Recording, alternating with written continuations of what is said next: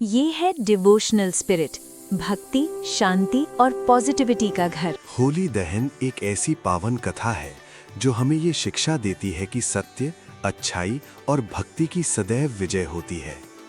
पुराणों के अनुसार प्राचीन काल में असुर कुल में एक अत्यंत शक्तिशाली राजा उत्पन्न हुआ। अपने भाई की मृत्यु का प्रतिशोध लेने की भावना से वो दुराचारी और अत्याचारी बन गया। उसका नाम था हिरण्यकश्यप। हिरण्यकश्यप ने अपने गुरु शुक्राचार्य की आज्ञा से कठोर तपस्या करने का संकल्प लिया। वो वर्षों तक एकाग्र मन से घोर तप करता रहा। उसका उद्देश्य था अपार शक्तियां प्राप्त करना और मृत्यु पर विजय पाना। उसकी कठोर तपस्या से ब्रह्मा जी प्रसन्न हुए और उसे वरदान मांगने को कहा। हिरण्यकश्यप ने कहा, हे प्रभु, मेरी मृत्यु ना तो धरती पर हो, ना आकाश में, न घर के अंदर हो न बाहर, न दिन में हो न रात में, न किसी देवता से हो न दानव से, न किसी अस्त्र से हो न शस्त्र से, और न ही आपकी रचना किए हुए किसी जीव से हो। ब्रह्मा जी ने उसे ये वरदान प्रदान किया।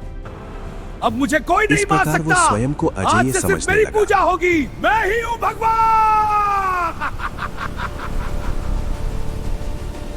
परंतु उसी महल में उसका पुत्र था, प्रहलाद। प्रहलाद श्री हरि के परम भक्त थे।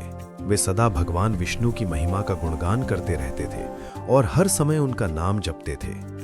जब हिरण्यकश्यप को सैनिकों से यह ज्ञात हुआ कि उसका पुत्र श्री हरि की भक्ति करता है, तो वो अत्यंत क्रोधित हो उठा। उसने आदेश दिया, प्रहलाद को बेड़ियों में बांधकर मेरे सामने प्रस्तुत किया जाए। प्रहलाद को जंजीरों में बांधकर दरबार में लाया गया। हिरण्यकश्यप ने कहा, वो हरि एक बहुरूपिया है, असली भगवान मैं हूं, उसकी भक्ति छोड़ो और मेरी पूजा करो। प्रहलाद ने निर्भय होकर उत्तर दिया, पिताश्री, श्री हरि संपूर्ण संसार के पालनहार हैं, वे ही जगत के पिता हैं। आप अहंकार त्याग कर उनकी शरण में जाइए, वे आपके सभी पाप क्षमा कर आपको अपनी शरण में ले लेंगे। ये सुनकर हिरण्यकश्यप क्रोध से कांप उठा। उसने सैनिकों को आदेश दिया, इसका वध कर दो।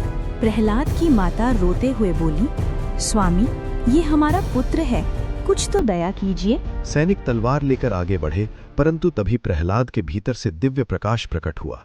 वो प्रकाश सुदर्शन चक्र बनकर प्रकट हुआ और सैनिकों को नष्ट कर दिया। ये देखकर हिरण्यकश्यप भयभीत हो गया। उसने आदेश दिया, इसे कारागार में डाल दो। कारागार में माता ने प्रहलाद से कहा, बेटा, श्री हरि की भक्ति छोड़ दो। प्रहलाद ने शांत स्वर में उत्तर दिया, माता, मैं अपना शरीर त्याग सकता हूं, परंतु श्री हरि को नहीं। हिरण्यकश्यप ने उसे मारने के अनेक प्रयास किए। एक दिन उसे भूमि पर लिटाकर एक उग्र और पागल हाथी छोड़ा गया, परंतु वो हाथी प्रहलाद के समीप आकर झुक गया और प्रणाम कर शांत बैठ गया।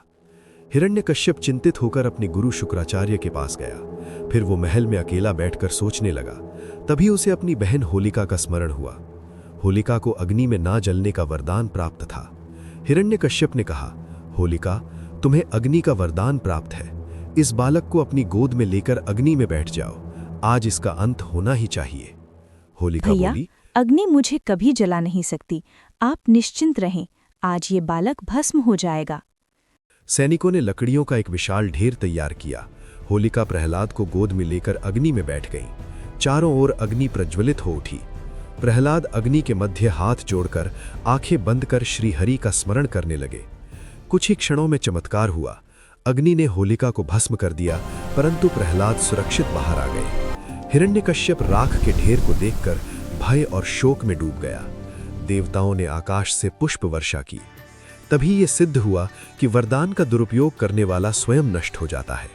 और इसी घटना की स्मृति में हम प्रतिवर्ष होलिका दहन का पर्व मनाते हैं। ये पर्व हमें स्मरण कराता है कि अधर्म चाहे कितना भी शक्तिशाली क्यों न हो, अंततः विजय धर्म, सत्य और भक्ति की ही होती है।